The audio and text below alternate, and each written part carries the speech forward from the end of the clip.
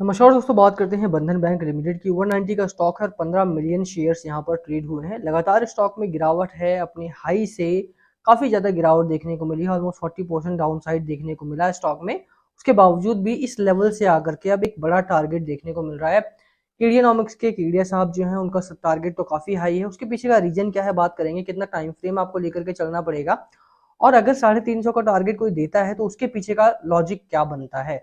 क्या वो लॉजिक कामगार होगा आपके लिए भी, या फिर ये फंसाने वाली बात है, मैनिपुलेट करने वाली बात है, उसकी भी चर्चा करेंगे। स्टॉक की कमियां क्या है और एडवांटेजेस क्या है, डिसएडवांटेजेस क्या है, उसके ऊपर भी बात करेंगे। क्योंकि जब बाजार में हो रही हो गिरावट, तो कॉन्फिडेंस बाजार पे भी और स्टॉक पर भी होना बहुत इंपॉर्टेंट है। मार्केट गिरेगा, बहुत सारे कंपनीज गिरेंगी, बट अगर आपको अपनी कंपनी पे कॉन्फिडेंस है, आपको पता है कि यहाँ पर फायदा क्या है, क्या देख करके मैंने निवेश किया है, तो वहां पर रुकना थोड़ा सा आसान हो जाता है। चलिए स्टार्ट करते हैं इस वीडियो को। और उससे पहले अगर आप चैनल पे नए हो तो प्लीज चैनल को सब्सक्राइब कर दो, हिट द बेल आइकन, ताकि आपको नोटिफिकेशन मिल सके। चलिए स्टार्ट करते हैं। सबसे पहले जैसे बंधन बैंक की बात है, तो अर्लियर डेज में जब मैं निवेश कर रहा था इसमें, एक और चीज मैं बता दूं कि मैंने निवेश किया हुआ है बंधन बैंक में। तो उस नजरिए से देखना आप, अभी मेरी क्वांटिटी बहुत कम है, बट हाँ, मैं धीरे धीरे करके इसमें इंक्रीज करूंगा। उसके पीछे का लॉजिक भी मैं दूंगा। बट अभी के लिए मैं बात करूं, देखिए अगर अभी देखेंगे इस स्टॉक को, तो स्टॉक का जो एक साल का टाइम फ्रेम है, मैं आपको वो भी दिखा देता हूँ यहाँ पर। सबसे पहले हम उस पर बात कर लेते हैं कि स्टॉक में अगर आप देखेंगे तो एक साल से 22% की गिरावट यहाँ पर हो चुकी है। एक साल पहले 263 के आसपास स्टॉक आपका ट्रेड कर रहा था, वहां से लगातार गिरा है, 190 पर आ चुका है। 400 के आसपास भी था स्टॉक आपका, वहां से गिरते गिरते अब 190 आया है। तो ओवरऑल अगर आप देखेंगे तो 5 वर्षों में स्टॉक ने कभी भी एक भी साल यहाँ पर पॉजिटिव रिटर्न नहीं दिया है। उसके पीछे बड़े रीजंस रहे हैं। ऐसा नहीं है कि कंपनी में आज प्रॉब्लम्स है, कंपनी में शुरुआत से प्रॉब्लम रही है। वेस्ट बंगाल में निहित कंपनी है, माइक्रो फाइनेंस में काम करने वाली कंपनी है, और यही कारण रहा कि स्टार्टिंग ऑफ द मंथ में एनपीए काफी ज्यादा बड़ा रहा इसका। जब आईपीओ आया, आईपीओ के बाद से देखने को मिला कि जो इनके फाइनेंसेस थे वो लगातार नीचे की तरफ शिफ्ट होते हुए देखने को मिला। आईपीओ लगातार बढ़ा, इनका एसेट क्वालिटी लगातार कम हुई, इनकी कस्टमर बेस जहां पर उन्होंने बढ़ाया, वहीं पर जो लोन्स की संख्या थी उसमें भी कोई बहुत बड़ा उछाल देखने को नहीं मिला। बट अब क्या हुआ, अब हुआ ये कि अब अगर आप देखेंगे तो valuation wise one of the best companies, one of the best banking sector stock ये बन चुका है। वैल्यूएशन में सबसे अच्छा है। अब देखिए प्रॉब्लम क्या है ना, कि जैसे अब इसका पी रेशियो देखोगे तो 11 का पी रेशियो, वहीं पर अगर आप आईसीआईसीआई बैंक का देखोगे या फिर किसी और बैंक का देखोगे तो उसका पी रेशियो काफी हाई हो चुका है। बहुत ही कम बैंकिंग स्टॉक है जहां पर आपको अच्छा पी रेशियो मिल रहा है। बंधन bank is one of those banks.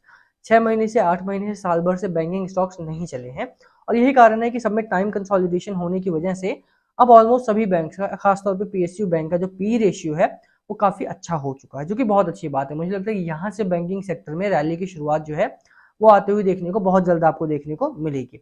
Market में आज भारी गिरावट हुई है, और ये समय अगर आप देखेंगे तो बैंकिंग स्टॉक में निवेश करने का हो सकता है। उसके पीछे का लॉजिक समझिए। इस समय पर banking stocks are the most undervalued companies.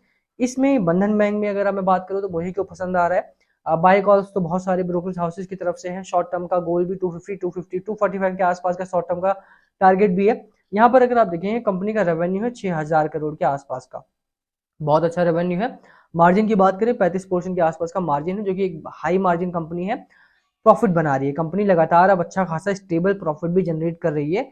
यहाँ पर अगर आप देखेंगे तो 290 करोड़ से लेकर के 1000 करोड़ तक के भी यहाँ पर प्रॉफिट दिए हैं।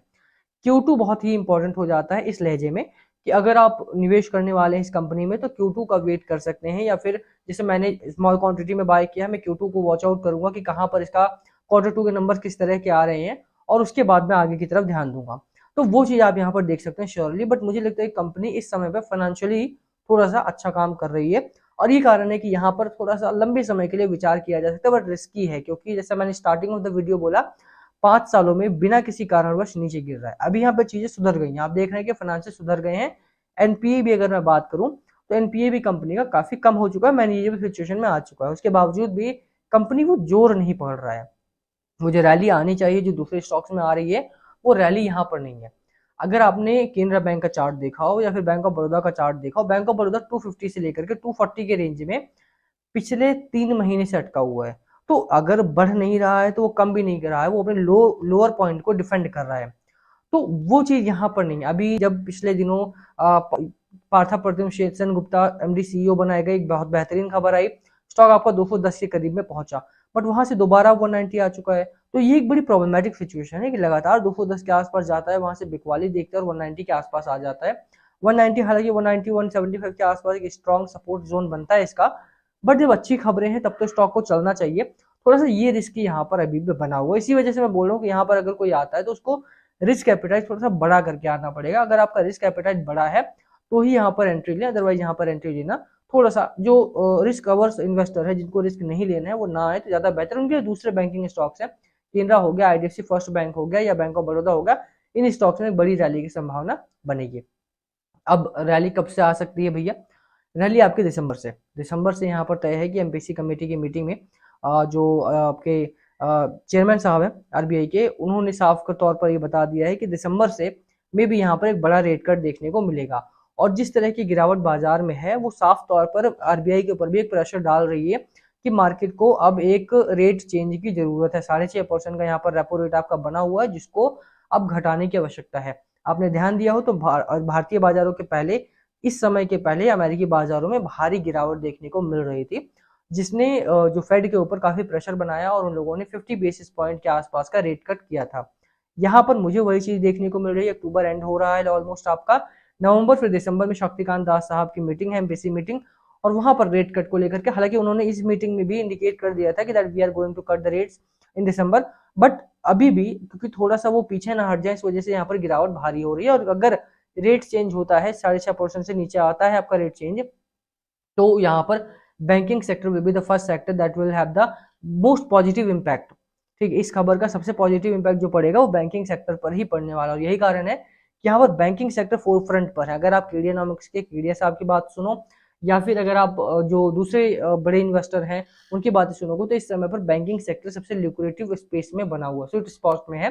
सिर्फ बंधन बैंक नहीं, बाकी बैंकिंग स्टॉक भी, जैसे मैंने कई नाम लिया यहाँ पे, केनरा बैंक हो गया, बंधन बैंक हो गया, बैंक ऑफ बड़ौदा हो गया, आईडीएफसी फर्स्ट बैंक हो गया, ये वो बैंक हैं जो अच्छे भी हैं, बड़ा मार्केट साइज है इनका, 1 लाख करोड़ का मार्केट कैप आपका केनरा बैंक का है, 1.5 करोड़ के आसपास, 1.5 लाख करोड़ के आसपास का मार्केट कैप आपका, 1.25 लाख करोड़ के आसपास का market cap bank of Baroda का है। यहाँ पर भी अगर आप देखेंगे तो बंधन बैंक का भी मार्केट कैप काफी अच्छा है, 30,000 करोड़ के आसपास का मार्केट कैप है।